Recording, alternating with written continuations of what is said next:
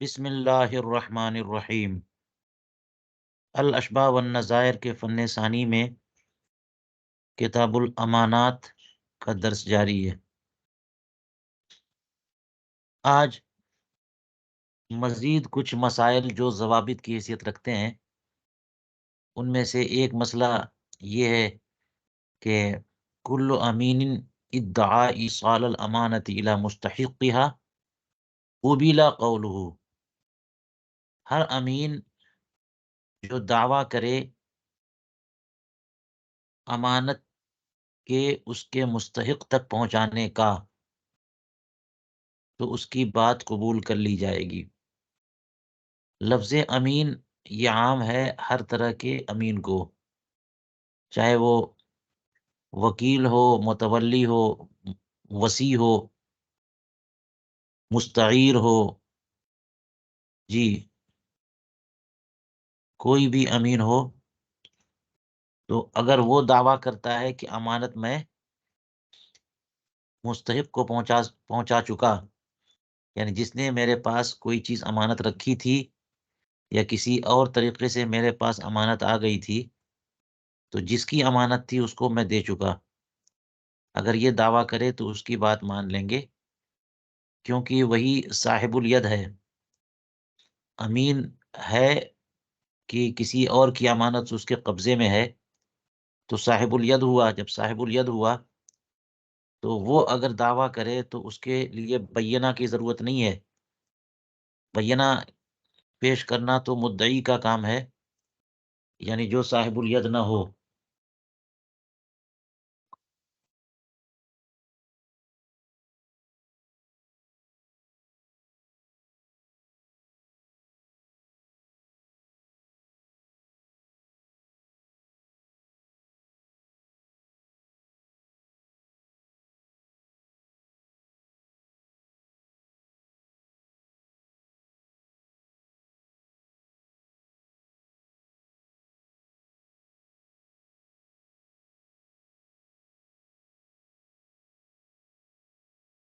جی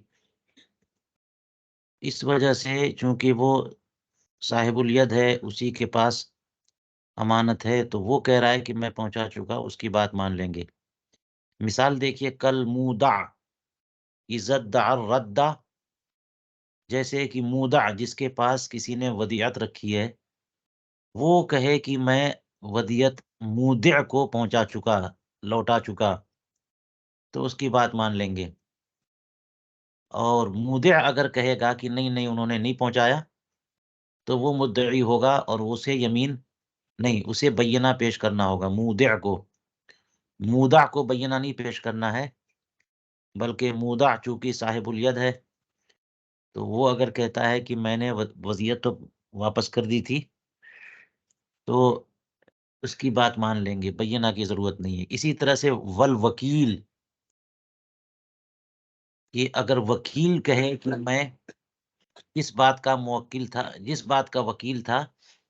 جس چیز کا وکیل تھا، وہ چیز اتنا کام کر کے موکل کو دے چکا۔ مثال کے طور پر موکل نے اسے وکیل بنایا تھا کہ جا کے میرے مبیع کا، جو میں نے سامان بیچا ہے، اس کا سمن لے کر آؤ، تو یہ گیا اور سمن لے کے آیا، تو سمن اسی کے ہاتھ میں، اس نے دے دیا اور کہتا ہے میں نے دے دیا موکل کو، اس کی بات مان لیں گے۔ یا وکیل بالبیع، یا وکیل بالشراء، یہ کہیں کہ جو چیز خریدنا تھا مجھ کو وہ خرید کے میں دے چکا، یا جس چیز کو مجھے بیچنا تھا موکل نے بیچنے کو کہا تھا، میں نے بیچ کر کے قیمت واپس کر، سمن جو ہے موکل کو دے دیا، تو وکیل کی بات مان لیں گے۔ اسی طرح سے فرمایا ون ناظر عزت دعا الصرف الی الموقوف علیہم۔ ناظر یعنی جائیداد موقوفہ کا متولی اور ناظر جو ہے وہ دعویٰ کرے کہ جائیداد جن لوگوں پر موقوف تھی، وقف تھی، ان لوگوں پر میں خرچ کر چکا، یعنی جائیداد کی آمدنی یا جو چیز ان پر وقف تھی وہ ان پر میں نے خرچ کر دیا، تو چونکہ اسی کے قبضے اور اسی کے کنٹرول میں ہے موقوفہ جائیداد، تو یہ کہہ رہا ہے تو اس کی بات مان لیں گے، بینہ پیش کرنے کی ضرورت نہیں ہے۔ یہ 3 مثالیں ہو گئیں۔ آگے کہتے ہیں اس کی تعمیم کے لیے، وَسَوَاءٌ كَانَ فِي حَيَاةِ مُسْتَحِقِّهَا أَوْ بَعْدَ مَوْتِهِ، عام ازیں کہ مستحق کی زندگی میں جو ہے امین کہے، دعویٰ کرے، یا مستحق کی موت کے بعد۔ یعنی امین نے کہہ دیا کہ امانت میں پہنچا چکا، تو اس کی بات مانیں گے، خواہ وہ مستحق کی زندگی میں یہ کہے یا مستحق کے بعد کی موت کے بعد یہ کہے، دونوں صورتوں میں بات مانی جائے گی امین کی ہی۔ اب یہاں یہ تو پورا ہو گیا، یعنی ضابطہ۔ یہاں سے استثناء دیکھیے، الا فی الوکیل بقبض الدین اذا ادعا بعد موت الموکل انہ قبضہ ودفعہ فی حیاتہ لم تقبل الا ببینہ۔ مگر ایک استثناء ہے کہ وکیل بقبض الدین، حالانکہ یہاں پر دوسری مثال وکیل ہی کی تھی، تو اسی لیے تو مستثنیٰ ہے کہ وکیل اگر کہے کہ میں اپنے موکل کو واپس کر چکا، تو اس کی بات مان لیں گے بغیر بینہ کے۔ مگر ایک استثناء ہے کہ وکیل اگر دین پر قبضے کا وکیل ہے، موکل نے اسے وکیل بنایا کہ جو میرا دین فلاں پر ہے وہ لے کے آؤ، تو وکیل دعویٰ کرتا ہے موکل کی موت کے بعد کہ انہ قبضہ، کہ اس نے دین پر قبضہ بھی کیا، ودفعہ فی حیاتہ، اور قبضہ کر کے دین کو موکل کی زندگی میں دے بھی دیا، تو لم تقبل، یہ دعویٰ وکیل کا قبول نہیں کیا جائے گا الا ببینہ، جب تک کہ یہ بینہ سے ثابت نہ کر دے۔ تو دیکھیے یہاں ایک معاملہ ہے جو مستثنیٰ ہے اس سے، اور اس کی بڑی تفصیل کی ہے علامہ حموی نے۔ آپ لوگ حموی کا مطالعہ کریں تو وضع سمجھ میں آئے کہ یہ کیوں مستثنیٰ ہے، یہاں پر کیوں بغیر بینہ کے وکیل کی بات مانی نہیں جاتی۔ خلاصہ اس کا یہ ہے کہ ایک بات یہ ذہن میں رکھیے کہ موکل کی موت کے بعد یہ دعویٰ کر رہا ہے، اور یہ بات آپ جان چکے کہ موکل اگر مر جاتا ہے تو وکالت ختم ہو جائے، وکیل کی وکالت ختم ہو جاتی ہے۔ وکیل کی وکالت اسی وقت تک باقی ہے جب تک موکل زندہ ہے، اس کا انتقال ہو گیا تو وکیل معزول ہو گیا۔ تو معزول ہو جانے کے بعد اگر یہ کہے کہ میں قبضہ امانت پہ کیا اور میں نے دیا، تو اس کو قبضہ کرنے کا حق ہی نہیں ہے جی، ایک بات۔ دوسری بات یہ ہے کہ ایک ضابطہ یہ بھی ہے کہ بات اس کی مانی جاتی ہے کسی تصرف کرنے کے بعد جو کہ اب بھی وہ تصرف کر سکے۔ یعنی کوئی مدعی یہ کہے کہ میں نے یہ کام کیا، تو اگر جب دعویٰ کر رہا ہے کہ میں نے یہ کام کیا، اگر دعوے کے بعد بھی وہ ابھی بھی وہ کر سکتا ہے تو اس کی بات مان لیں گے، اور اگر ابھی نہیں کر سکتا تو پھر اس کی بات نہیں مانیں گے جب تک کہ بینہ پیش نہ کر سکے جی۔ اگر وہ کہے کہ میں نے قبضہ کیا، تو اب جب کہہ رہا ہے اس وقت قبضہ کر سکے اب سے، تو اسی کو کہتے ہیں کہ جس چیز کے تصرف کا دعویٰ کر رہا ہے وہ اس تصرف کے استیناف پر کا مالک ہے، وہ استیناف پر قدرت رکھتا ہے تو اس کی بات مانیں گے، اور استیناف پر قدرت نہیں رکھتا تو اس کی بات نہیں مانیں گے۔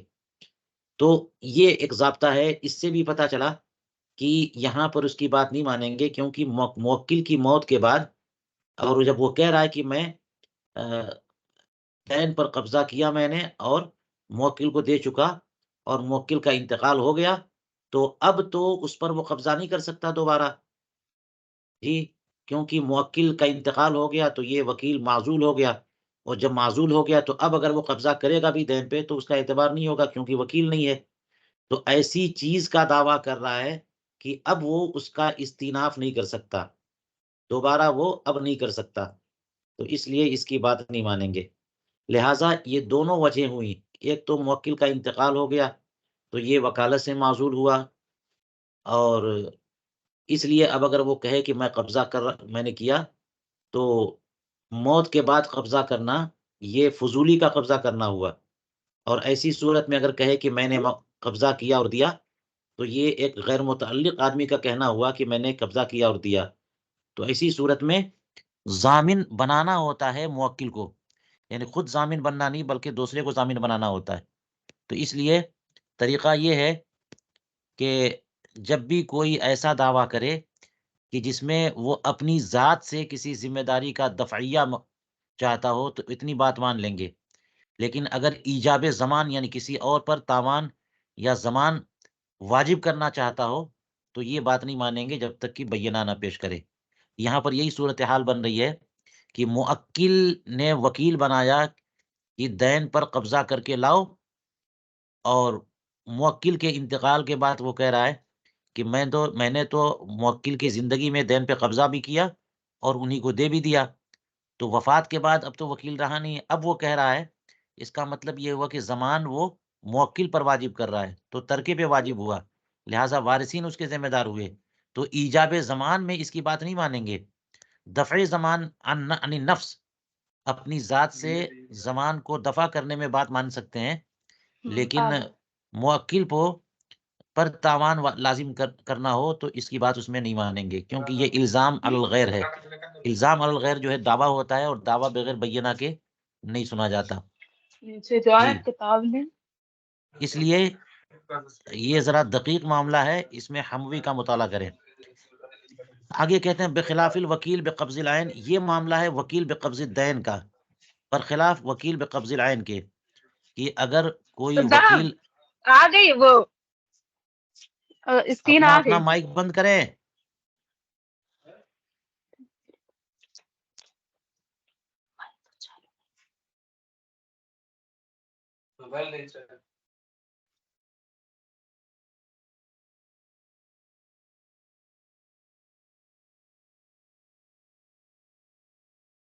تو کہتے ہیں یہ مستثنا جو ہے وکیل بقبض الدین ہے،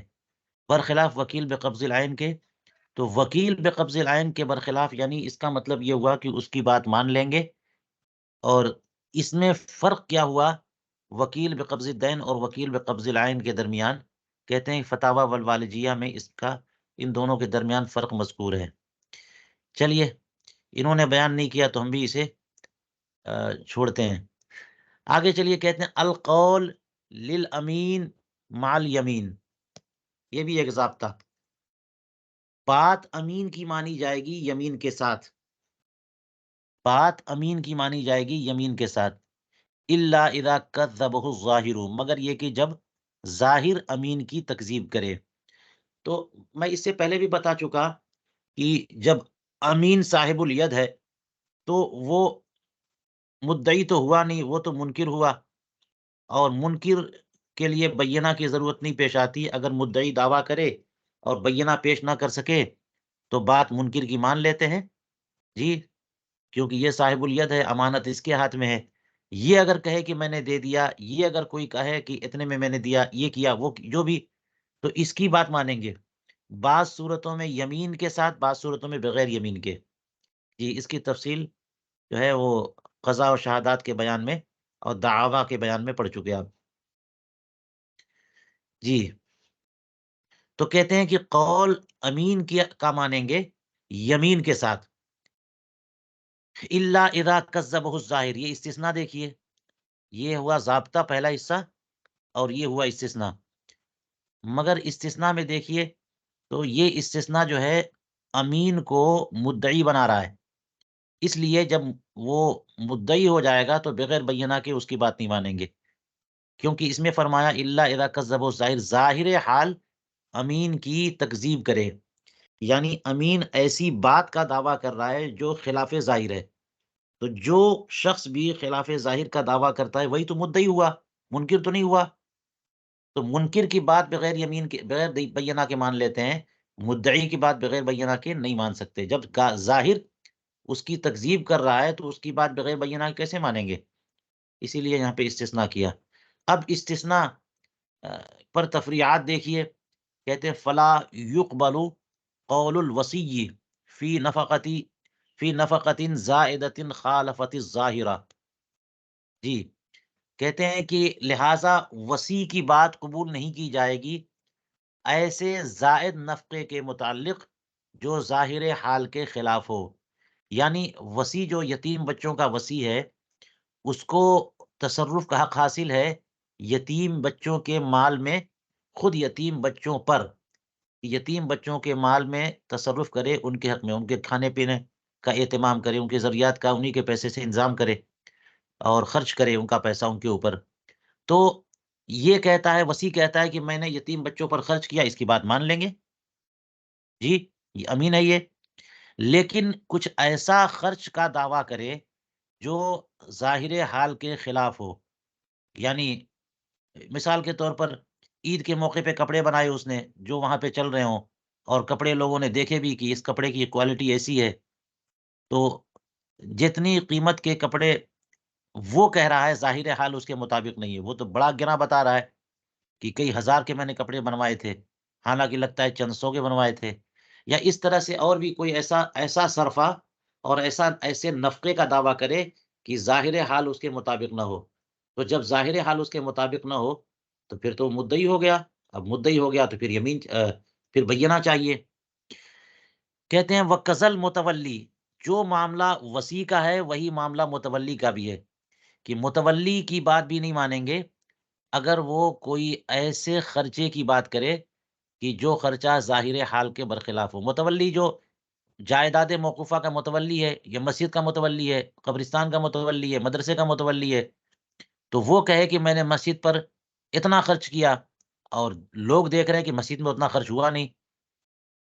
ظاہر حال اس کے برخلاف ہے، تو یہ مدعی ہو جائے گا۔ حالانکہ متولی صاحب الید ہے، اس کی بات عام حالات میں مانی جائے گی جو یہ کہے، لیکن اگر ظاہر حال کے برخلاف قول کر دیا تو یہاں پر اس کی بات بغیر بینہ کے نہیں مانیں گے۔ چلیے یہ بات ہو گئی، آگے دیکھیے اگلا ضابطہ، الامین اذا خلط بعض اموال الناس ببعض اب الامانۃ بمالہ فانہ ضامن۔ فرماتے ہیں کہ امین اگر لوگوں کے مالوں میں بعض کے مال کو بعض کے ساتھ خلط ملط کر دے، یا امانت کو اپنے مال کے ساتھ ملا دے، تو وہ ضامن ہوگا۔ جی یہ خلط جو ہے، خلط کے معاملے میں یہاں پر یہ بات ذہن میں رکھنی چاہیے کہ کوئی کسی مال کو خلط کر دے، دوسرے کے مال سے خلط ملط ملا دیا، مکس کر دیا، اور وہ خلط ایسا ہے کہ تمیز اٹھ جائے، باقی نہ رہے، تو یہ بھی ایک طرح سے ہلاک کرنا ہوا۔ یعنی چاول کسی کا اپنے چاول کے ساتھ ملا دیا، یا اپنا چاول اپنا گیہوں دوسرے گیہوں کے ساتھ ملا دیا، اس کا پانی اپنے پانی کے ساتھ ملا دیا،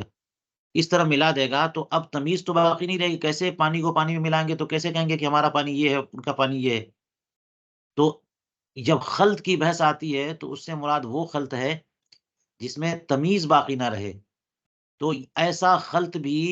ہلاک ہے، برباد کرنا ہوا، تلف کرنا ہوا۔ اور امین کے بارے میں پتہ ہے،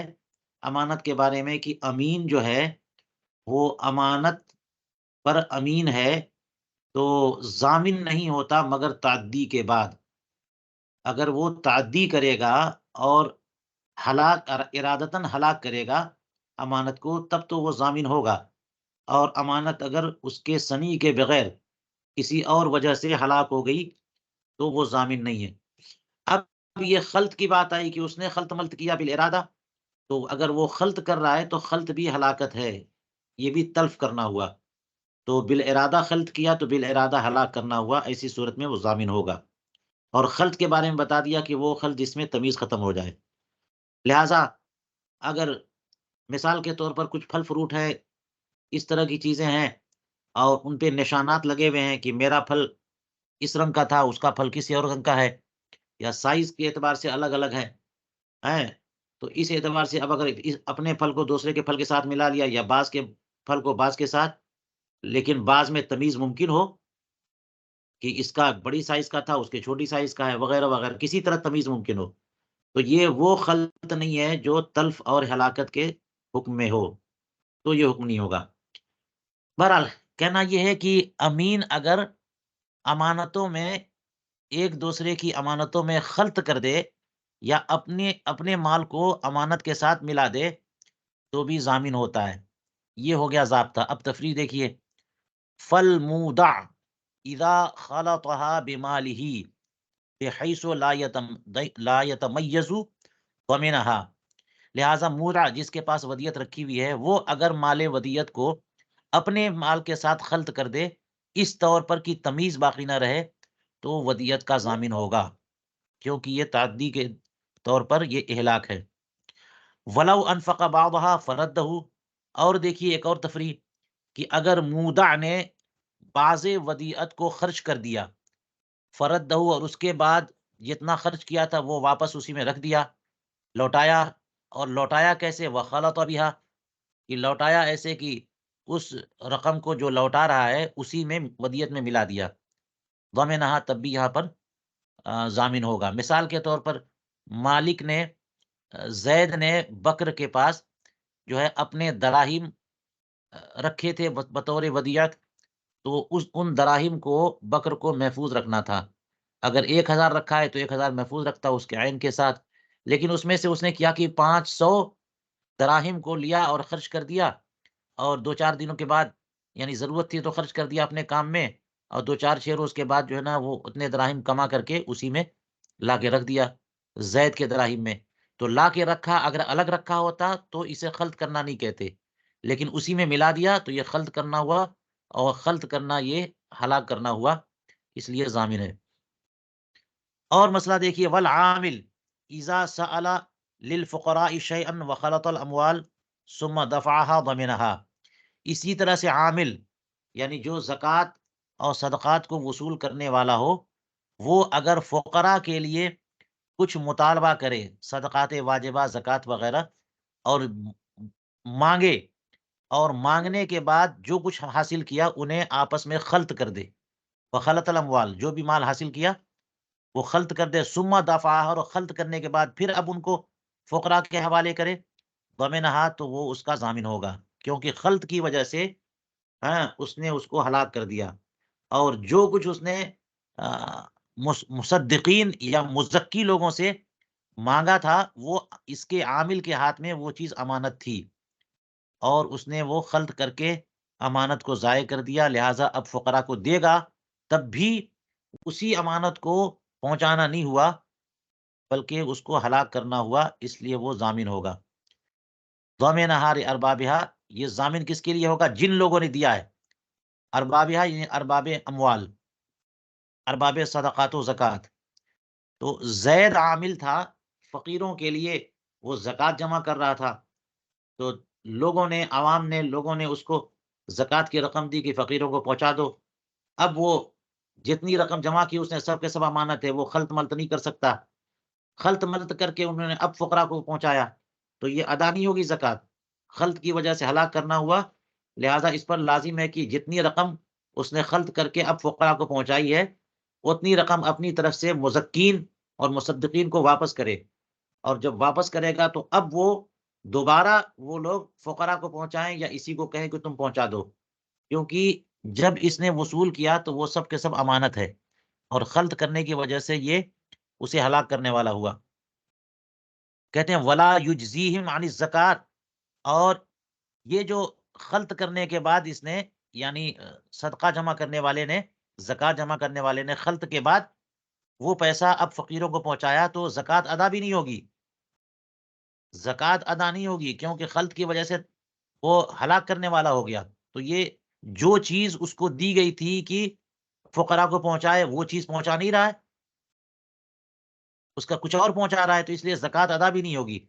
ایک صورت ہے زکوٰۃ کی ادائیگی کی، وہ کہتے ہیں الا ان یأمرہ الفقراء اولا بالاخذ، مگر ایک صورت ہے کہ فقراء نے پہلے ہی اس کو حکم دے دیا ہو کہ ہمارے لیے تم جو ہے زکوٰۃ وصول کرو۔ جی، یعنی ابھی جو مسئلہ بتایا وہ یہ ہے کہ یہ وکیل ہے اور نائب ہے مصدقین کا جو زکوٰۃ وصول کر رہا ہے، مصدقین کا وکیل ہے، تو وکیل کے ہاتھ میں جب تک زکوٰۃ رہے گی زکوٰۃ کی ادائیگی نہیں ہوتی جب تک کہ وکیل فقراء کے حوالے نہ کر دے، لیکن اگر فقیروں نے اس کو وکیل بنایا کہ جا کے ہمارے لیے تم زکوٰۃ وصول کرو، کسی فقیر نے کہا عامل کو کہ تم میرے لیے زکوٰۃ فلاں سے لے کے آؤ یا میرے لیے لوگوں سے لو، تو جب فقیر نے اس کو عامل بنا دیا تو یہ وکیل ہو گیا فقراء کا، اور جیسے ہی وکیل فقراء کا وکیل کسی مال پر قبضہ کرتا ہے وہ فقیر کا قبضہ مانا جاتا ہے، وکیل کا قبضہ موکل کا قبضہ ہوتا ہے۔ جی، تو اگر فقیروں نے اسے پہلے ہی حکم دے دیا ہو کہ تم زکوٰۃ وصول کرو، اب اگر وکیل وہ قبضہ کرے گا تو موکل یعنی فقراء کا قبضہ ہو جائے گا، زکوٰۃ ادا ہو جائے گی۔ لیکن وہ جو صورت پہلے بتائی اس میں فقیروں کا قبضہ نہیں ہوا جب تک کہ فقیروں کے پاس نہ پہنچے، اس سے پہلے ہی اس نے تصرف کر دیا تھا، خلط کر دیا تھا، تو زکوٰۃ اس لیے وہاں ادا نہیں ہوئی۔ اور دیکھیے والمتولی اذا، مسئلہ خلط چل رہا ہے، والمتولی اذا خلط اموال اوقاف مختلفۃ یضمن، کہ اسی طرح اگر متولی مختلف اوقاف کی آمدنی یا اموال کو اگر خلط ملط کر دے تو وہ ضامن ہوتا ہے، کیونکہ متولی بھی امین ہے، اور کوئی بھی امین اگر امانت کو خلط ملط کر دے گا تو ہلاک کرنے والا ہوگا اور ضامن ہوگا۔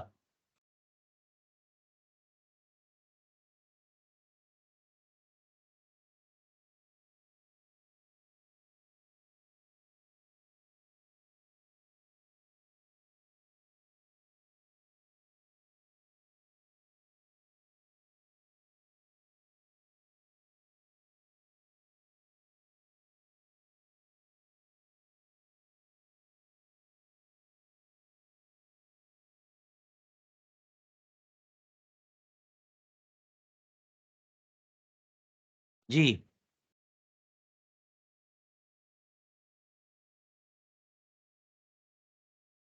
کہتے ہیں کہ والمتولی اذا خلط، اگر مختلف اوقاف کا معنی زید نے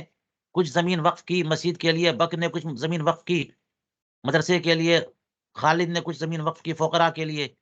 یا ایک ہی آدمی کی وقف کردہ زمین ہو مگر الگ الگ کاموں کے لیے وغیرہ وغیرہ، جس طرح سے مختلف اوقاف مختلف ہوتے ہوں تو ان کا متولی ایک ہی ہے، ان تمام اوقاف مختلفہ کا متولی ایک ہی ہے، تو متولی کے اوپر لازم ہے کہ اس کو الگ الگ رکھے۔ جی، اس کو تمام آمدنی یا اموال کو الگ الگ رکھے، خلط نہ کرے، اگر یہ خلط کر دے گا تو یضمنو، یہ ضامن ہوگا، الا اذا کان باذن القاضی، مگر تب جبکہ متولی نے خلط کیا ہو قاضی کی اجازت سے، تو قاضی کو تصرف کا حق حاصل ہے، اس کی اجازت سے کیا تو پھر کوئی تعدی نہیں ہے۔ اسی طرح سے اور دیکھیے والسمسار اذا خلط اموال الناس واثمان ما باعه ضمنا، سمسار یعنی وہی دلال جو ہوتا ہے، دلالی کرتا ہے، وہ اگر لوگوں کے مال کو خلط ملط کر دے، یا پھر یہ کہ جو کچھ اس نے بیچا ہے مالک کے کہنے سے دلالی کے طور پہ اس کی قیمت، اس کے اسمان کو، سمن کو اگر خلط ملط کر دے، چند لوگوں کے سامان بیچا اور اسے خلط ملط کر دیا تو ضامنہ، تو وہ ضامن ہوگا، کیونکہ جب اس نے لوگوں کی چیزیں بیچ دی لوگوں کے کہنے سے اور سمن سب کا وصول کر کے رکھا تو وہ سارے اسمان جو اس کے ہاتھ میں امانت ہو گئے، تو انہیں خلط ملط نہیں کر سکتا، خلط ملط کر دیا تو ضامن ہوگا۔ الا فی موضع جرت العادت بالاذن بالخلط، مگر ایسے مقام پر جہاں پر عادت جاری ہے کہ خلط کی اجازت ہوتی ہے، بہت سارے مقامات پہ خلط کی اجازت ہوتی ہے، تو جہاں بھی خلط کی اجازت ہے وہاں خلط تعدی نہیں ہے۔ جیسے آج کل زکوٰۃ وصول کرنے میں، جی، کہ جو محصل مدرسے کے جاتے ہیں اور مدرسے کے لیے زکوٰۃ وصول کرتے ہیں تو 100 لوگوں کی، 200 لوگوں کی، ہزار لوگوں کی زکوٰۃ وصول کرتے ہیں، رسید کاٹتے ہیں اور پیسہ ایک ہی بیگ میں رکھتے چلے جاتے ہیں، تو تمام مزکین اور مصدقین کی زکوٰۃ وہ خلط تو کر رہے ہیں۔ جی، اور یہ تعدی اس لیے نہیں ہے کہ تمام زکوٰۃ دینے والوں کو پتہ ہے کہ یہ جو محصل ہیں یہ سب پیسے ایک ساتھ رکھ رہے ہیں، تو گویا کہ ان کی اجازت ہے کہ ٹھیک ہے جس طرح بھی ہو سکے آپ مدرسے کو پہنچا دیجئے، تو محصلین جو آج کل زکوٰۃ کو خلط کر دیتے ہیں اس کی عرفاً اجازت ہے، تو جہاں پر خلط کی اجازت ہو وہاں پر خلط تعدی نہیں ہے۔ کہتے ہیں اور آگے دیکھیے والوصی اذا خلط مال الیتیم ضمنہ، کہ اسی طرح سے وصی بھی اگر یتیم کے مال کو اپنے مال کے ساتھ خلط کر دے یا چند یتیموں کے مال کو ایک دوسرے کے ساتھ خلط کر دے تو یہ بھی تعدی ہو گئی، ضمنہ وصی ضامن ہوگا۔ یہاں تک جو ہے انہوں نے ضابطہ بتایا اور ضابطے کے فروع، اب آگے کہہ رہے ہیں الا فی مسائل، یہ استثناء، گویا کہ یہ استثناء جو ہے یہ اوپر سے ہے، الامین اذا خلط بعض اموال الناس ببعض فانه ضامن، یہ ہے مستثنی منہ، اور یہ ہوا استثناء۔